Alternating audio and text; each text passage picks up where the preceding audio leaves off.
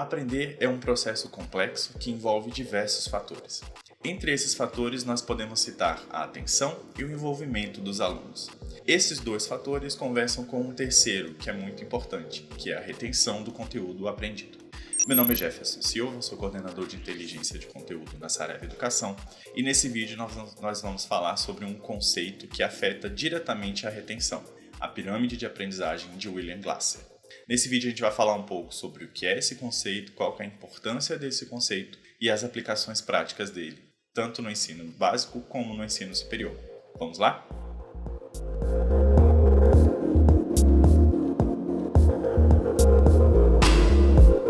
Vamos começar falando então o que é a pirâmide de Glasser, ou pirâmide de aprendizagem. Essa pirâmide é um conceito que sistematiza como as atividades pedagógicas afetam a atenção, o envolvimento do aluno e afetam, por consequência, a retenção do conteúdo aprendido. Entender esse conceito fica mais fácil quando a gente olha a imagem da pirâmide. Então vamos lá. Olhando a imagem da pirâmide, a primeira coisa que a gente percebe são algumas porcentagens. Existem algumas críticas pedagógicas muito importantes sobre essas porcentagens, então nós não vamos nos ater tanto a elas. Vamos nos ater mais aos verbos que estão do lado dessas porcentagens, que são os verbos relacionados às atividades pedagógicas propostas. Aqui a gente percebe que há uma pirâmide, ou seja, tem um topo da pirâmide, algumas atividades que têm menos envolvimento, menos atenção e, por consequência, menos retenção. E na base da pirâmide a gente tem atividades que há um envolvimento e uma atenção muito maior, o que, consequentemente, traz uma retenção muito maior. No topo da pirâmide, então, a gente tem um processo de leitura, quando o aluno simplesmente pega um texto pedagógico e lê. Depois a gente tem processos que aumentam o envolvimento e aumentam a atenção desse aluno.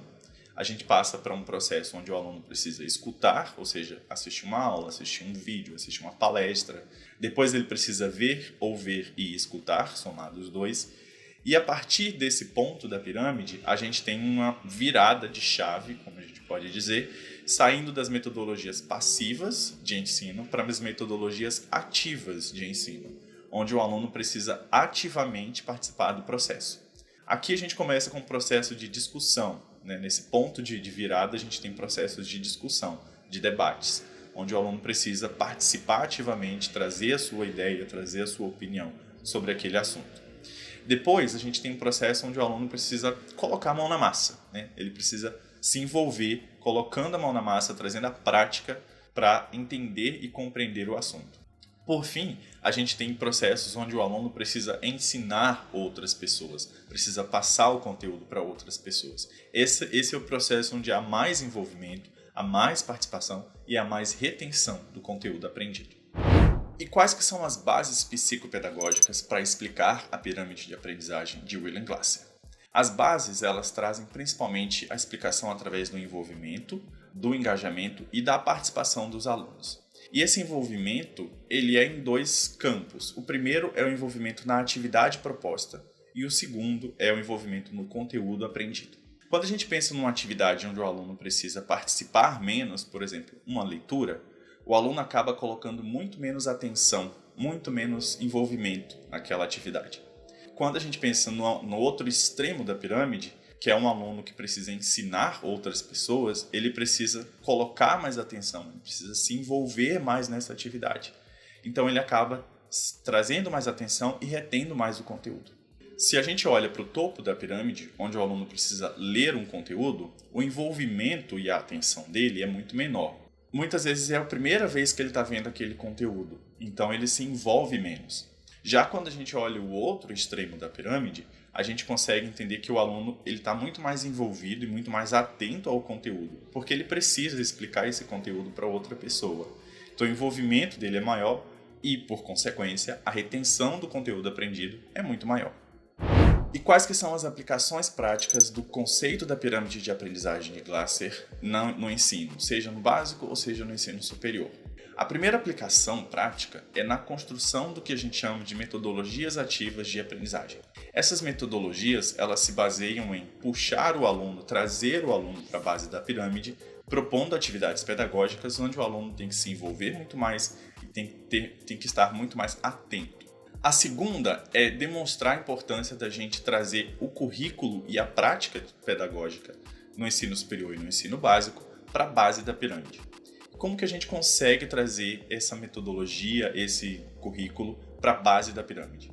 Propondo atividades, propondo um currículo onde o aluno precisa se envolver muito mais, estar muito mais ativo. Então a gente precisa olhar para as nossas disciplinas e trazer muito mais momentos onde o aluno precisa demonstrar o que ele aprendeu, debater o que ele aprendeu, ensinar outras pessoas. Aqui a gente pode trazer alguns exemplos, uma metodologia de seminário, uma metodologia de palestras, uma metodologia de debates, algumas metodologias já muito famosas, ativas, como a sala de aula invertida, né, onde o aluno ele tem um primeiro contato do conteúdo em casa, na leitura, no topo da pirâmide, a atividade onde tem a menor retenção. Nesse momento vão surgir muitas dúvidas, mas na sala de aula a gente propõe uma atividade muito mais ativa, que é uma atividade de discussão.